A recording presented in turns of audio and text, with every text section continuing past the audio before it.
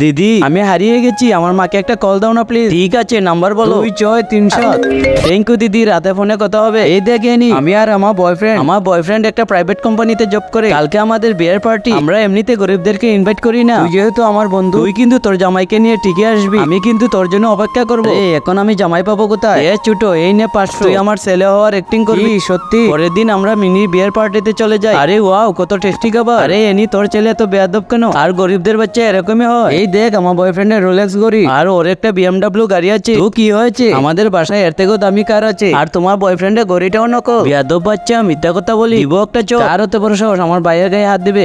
বন্ধুরা, নিচে সাদা কালার সাবস্ক্রাইব বাটনটিতে টিপ দিয়ে যারা সাবস্ক্রাইব করে দিবে তাদের মা বাবা যেন অনেকদিন বেঁচে থাকে, আর যারা ভিডিওটিতে লাইক করে দিবেন তাদের মনের আশা যেন পূর্ণ হয়। তাহলে করে দিয়েছেন তো?